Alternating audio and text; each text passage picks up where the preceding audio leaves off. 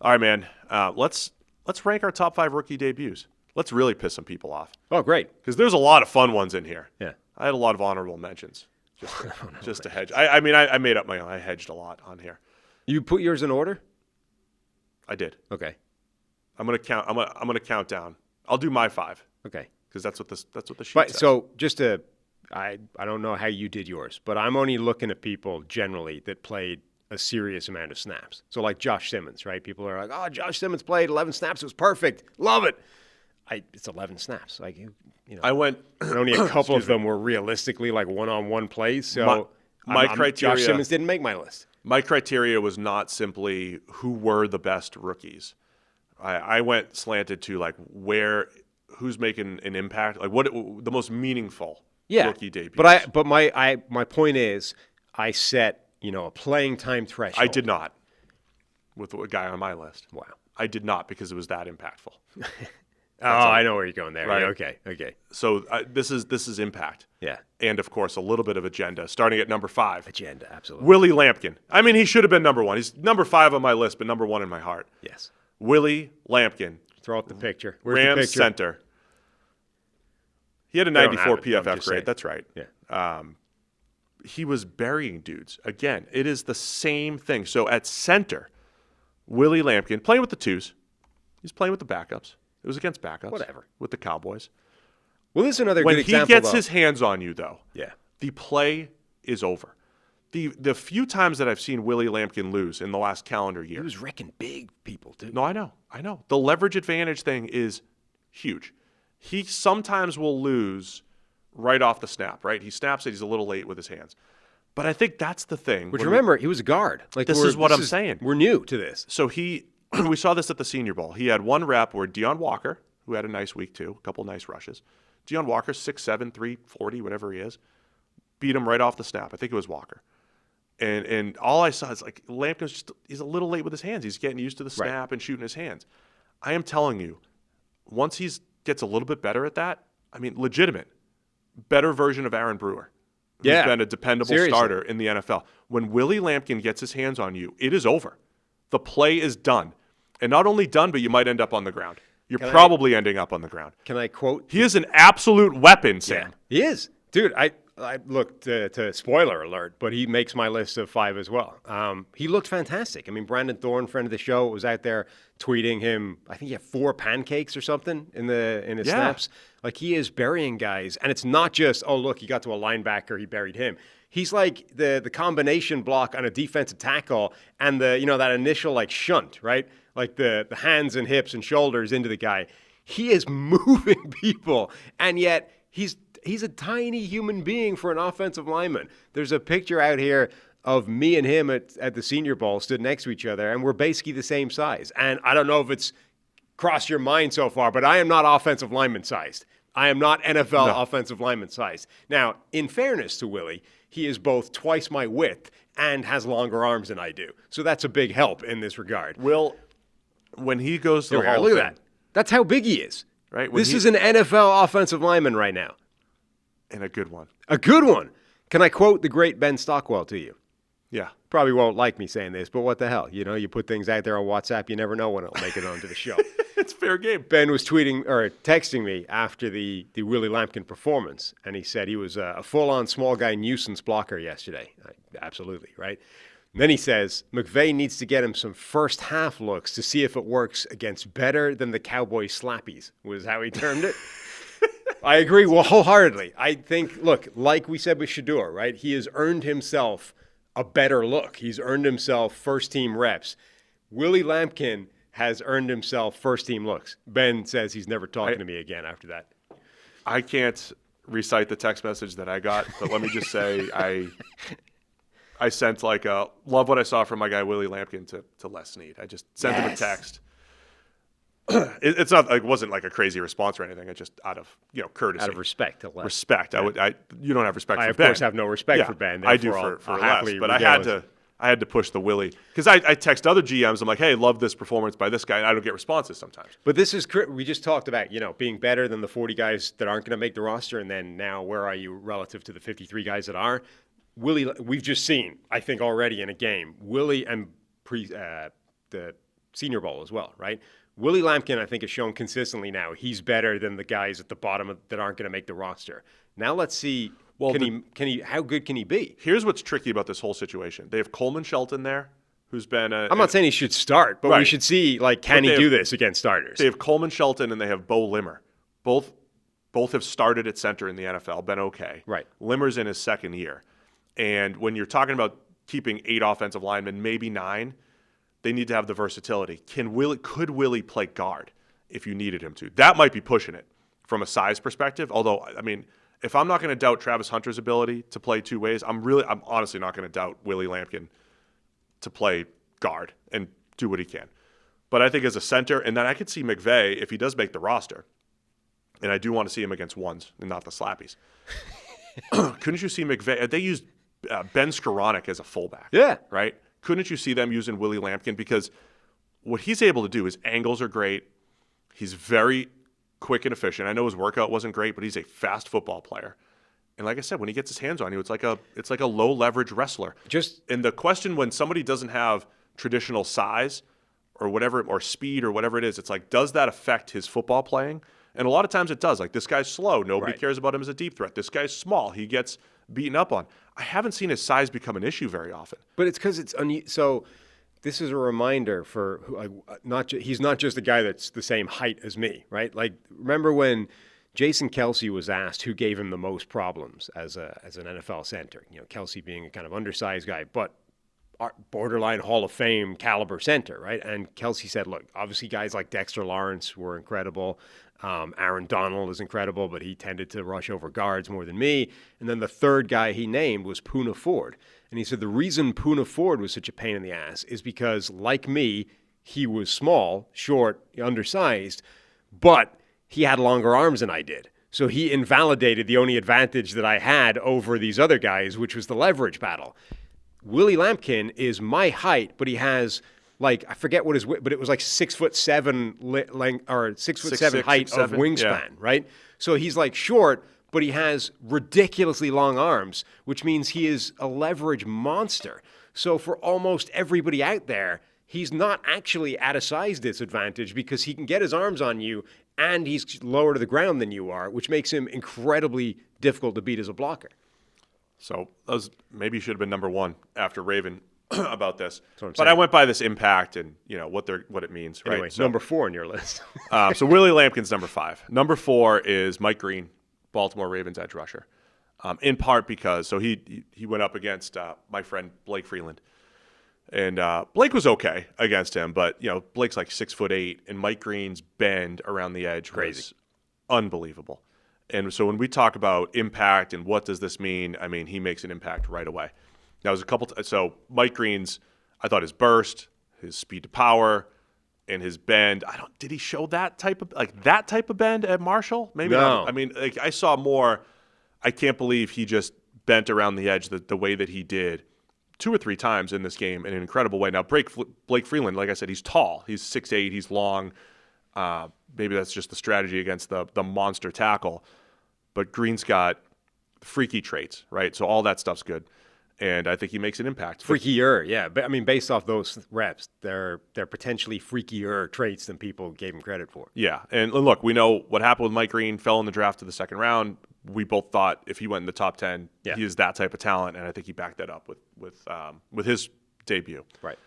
Tied for number 3 on the list. It's my show. I can do whatever I want. Sure. Tied for number 3, Shedeur Sanders and Jaxson Dart. I took both of the rookie quarterbacks, little hot buttony issues, put them dead smack at number 3. It wasn't number 1 or 2. No. But because they're quarterbacks, the impact's a little bit more, a little bit stronger, because I think both players have a chance to see the field earlier than expected. Shedeur Sanders seeing the field with the ones earlier than expected from QB4.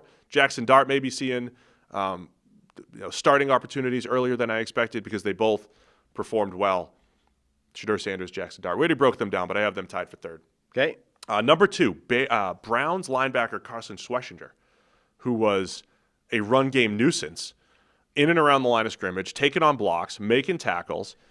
They got him at the top of the second round, and he looks like instant starter, impact player. And, oh, by the way, at UCLA, I thought he was fantastic last year at UCLA. under 1,000 snaps of college experience. And so I thought he looked great. Teams were looking at him in the late first round, and I think he was as advertised in his debut. So I have him at number 2. Hey guys, real quick, only 40% of our viewers are actually subscribed, so let's change that. Hit that subscribe button, and now let's get back to the action. And then number 1, number 3 overall pick, Abdul Carter. Yeah.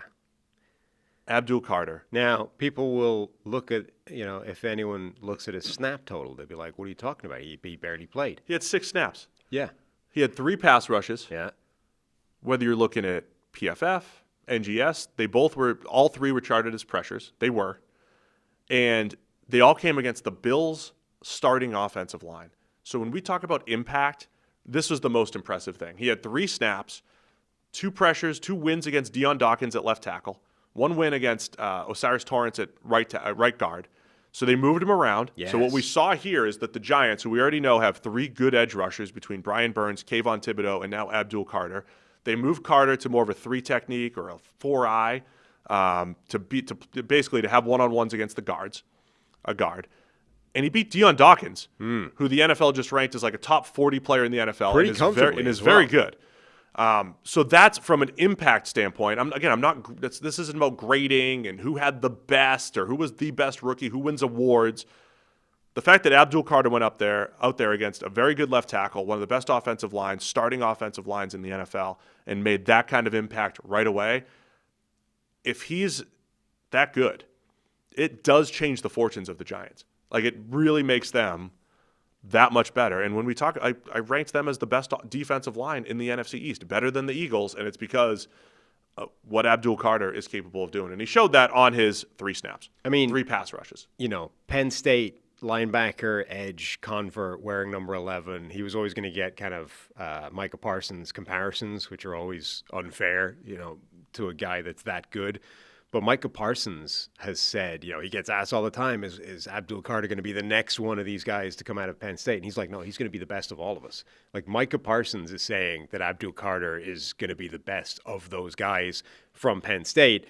And, maybe he's just gassing him up. But we've talked before, last year was his first year playing as a full-time edge rusher. You could see the development throughout the season, and he was relatively not one-dimensional, but like relatively Spartan in terms of the number of ways he had to win. If he's added to that, or if he's just simply that dynamic, the sky really is the limit for how good Abdul Carter could be.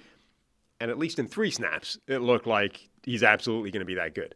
Look, there are other pass rushers that I'll mention. It's like, this was against backups. Let's see him against starters. He did it against the starters. It was very impressive. I'm no expert, but a 100% pass rush win rate is good. I think it is good. You are a stats geek, so good. I could see you leaning on that. So those are my top 5: Willie Lampkin, Mike Green, Shedeur Sanders / Jaxson Dart, Carson Schweisinger, and then Abdul Carter. I have a couple honorable mentions that I'll mention just to give them shout-outs in a second. But who else? Who did you have on your list? And you didn't rank them specifically? No, though they're kind of more or less in order, so we can do that. The top 3 on my list are players you've already mentioned. So Jaxson Dart was number 3 on my list. Willie Lampkin was number 2 on my list. And then I put Shedeur as number 1 based off not so much how his level of play was the best of any of these guys, but again, given the opportunity that he had and the fact that he took it with, backups and blah, blah, blah. Not that he was necessarily under a ton of pressure, but it was a rare opportunity, and you couldn't have done much better than he did based off that. Yeah. So he was my number 1 guy. Impact, right? That matters. Yeah. The 2 guys that were not on your list that made mine. Number 5, I guess, JT Tuimoloau for the Indianapolis Colts. Played a decent amount, got 4 pressures, I think. Looked good doing it. Was a couple of sort of smart plays, where he was like unblocked on one, steamrolled to the quarterback, buried him, unblocked on another, kind of read correctly the bootleg and, stuck to his assignment, was able to disrupt it, just generally cause problems. That's kind of had the sort of impact. You remember we talked about him being a little bit like the Latu, right? And how these sort of well-developed, from a technical standpoint, pass rushers should hit the ground running in the NFL. Didn't happen for Latu. We're like, is it going to happen for JTT? At least in one preseason game, did. He did look very good in that game. I thought he looked a little more juice than I think we saw at Ohio State as well in the early going. And then Looking forward to seeing him at practice. the fourth guy on my list was LeJohntay Wester from the Baltimore Ravens, who I think won himself a roster spot with his return touchdown and looked good generally in that game. A Ravens team where Keaton Mitchell, I almost said Elijah. Keaton Mitchell looked great as like scat back type, and now that as a complement, to what they already have in the backfield, namely Derrick Henry. And then you have LeJohntay Wester, and I made that comment when Shedeur Sanders, by the way, last year had a good group of pass catchers. Of course, you had Travis Hunter. All of those guys have flashed already. Will Shepard, Jimmy Horn Jr. Preseason.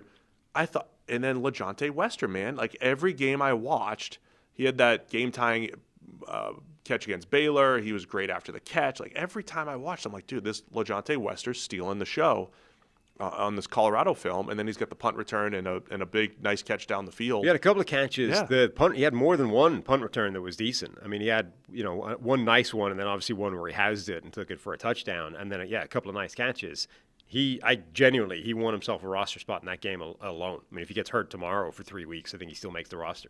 Then I hear Patriots fans already. Where's Travion Henderson? So he has to get my honorable mention. So that was your five. We had some crossover in our fives. Travion Henderson. If I'm going to put Abdul Carter on there for a small sample size, I probably should have put Travion Henderson because his first NFL touch is a 100-yard kick return for a touchdown, toss play for 18 yards. Toss play in particular, he looks like he's running at a different speed to other people. That's it. Like when we're talking impact, the speed is there. And I think it was Daniel Jeremiah said, it might be this year's Jahmyr Gibbs. And, I usually, even if the comp ends up right, like Abdul Carter, Micah Parsons, I hate it. Like I hate those comps. I don't want to do that. But Daniel Jeremiah said, people around the league are saying that could be the Gibbs of this class, where he's not going to be the top-ranked running back, certainly not going to be above Ashton Genty, not going to be above a Marion Hampton for a lot, but he might, have that speed factor where he just looks faster than everybody, and through a couple snaps. Yeah, he did. So that was impressive for Travion Henderson. Yeah, absolutely. The toss play in particular. I mean, he was one that's a classic example to me of sample size thing. Like he just didn't play enough for me to rank it. I understand impact, et cetera. The return was kind of ridiculous, though. Like that was a joke of a coverage from Washington. It reminded me of some of those old Devin Hester touchdowns where the thing nobody ever gives credit for was how good that coverage unit or return unit for Chicago was. Their special teams, when they had Devin Hester, was absurd. And not so much the punt returns, because he was, A, the greatest ever at that, and B, made a lot of insane plays as a punt returner. But some of his kick return touchdowns, when you watch them back, it's like there's nobody there. Like he just has to turn and run in a straight line towards all the space, and he scores a touchdown. Henderson was through to the kicker without doing anything other than running in a straight line. All he had to do was run and then cut around one guy, and he's housing it for a touchdown. Touchdowns. So it's great. He outrun everybody once he did that, but that was one of the easier kick return touchdowns you're going to see. Yeah, but high level, you just see, okay, there's some But the juice. burst on that toss play was the one where you're like, oh, he looks faster than everybody that's there. I'm looking at things high level where there's some juice added to the offense for New England. Kyle Williams ran a couple nice routes, should have had a touchdown in there. That's something different added to that offense. LeJohntay Wester and Keaton Mitchell, okay, there's something added to that Ravens offense in addition to what they have. I like looking at the preseason like that. Like this team's going to, has, these couple players that could make an impact here. Yeah. A couple of other people that we should mention at some point. Who else you have here? Well, I'm surprised you haven't brought this up already as a noted aficionado in this. Jacksonville Jaguars kicker, Cam Little, nails a 70-yard field goal. We're not there yet. What do you mean we're not there yet? I've got a couple more rookies I just wanted to shout out. Rookies? I'm driving the show, man. You can't out-host me. I can do whatever I want. You cannot go to the next segment until I'm done. I can do whatever I like. Rookies to shout out. Donovan Edwards, Jets running back, 72-yard run in there. Looked pretty good. Undrafted rookie out of Michigan. Okay. Weird career. Not sure if he ends up anywhere, but looked good. Torrey Horton. I'm surprised you didn't mention Torrey Horton. Torrey Horton looked good. Seattle Seahawks wide receiver, 5th rounder. Has a chance to really make an impact. Looked really slick on that touchdown. Catch it, weaving through guys. He looks good. Ja'Cory Krosky, Bill Merritt. Just because he's apparently now going, instead of Ja'Cory Krosky Merritt, he is Bill Merritt. That's such a weird pivot. Ja'Cory Krosky Merritt has become Bill Merritt. Can somebody confirm that? Because I just kind of saw it out in the Bill Merritt Twitter sphere. is like the local golf pro. Yeah. Bill Merritt's not an NFL running back. Bill Merritt is the guy that gives you your tee time. Mike Renner had the name theory. Yes. When you have a funky name, Right. you're more likely to watch, right? Renner was the first guy who mentioned, by the way, Bill Merritt when he was Ja'Cory Krosky Merritt. So I got to talk to Mike and see if this diminishes. I mean, he already went in the 7th. He would have been undrafted if he'd been Bill Merritt. Oh, yeah. Barely a camp invite. Right. So this might hurt his stock. That's what I'm saying. But it was notable. Two other guys I just wanted to mention. Gunnar Helm, Titans tight end. He was the guy that ran the 4.9, and then it turned out he'd rolled his ankle in his 40 time. Joint practices, he looked pretty good. I think he's going to make an impact. And then dude was getting dirty in the run game against defensive tackles and defensive ends. I was impressed with that. Caught the ball pretty well. I think Gunnar Helm was impressive. And then Bashal Tutin, running back from Jacksonville. What I didn't love about him, speed guy out of Virginia Tech, they just got him on the edge a lot. I was wondering about him running between the tackles. He did that pretty well the other night. So I can't mention every single rookie, but just want to shout out a couple other guys that just stood out along the way before we talk about the long field goal. Yeah, I mean, Hayden Winks from Underdog was sort of tweeting about him and said the pros is scored a touchdown. The con is it was late in the fourth quarter. Who's that? Bashal Tutin. Like that's I mean, from a fantasy perspective. They have a lot of depth on that in that running back room. Thanks for watching all the way to the end of our video. Check the Mic is live every Monday, Wednesday, and Thursday, so be sure to hit this subscribe button so you don't miss a thing. The all-knowing algorithm is convinced that you'll like these videos as well, and frankly, who are we to argue?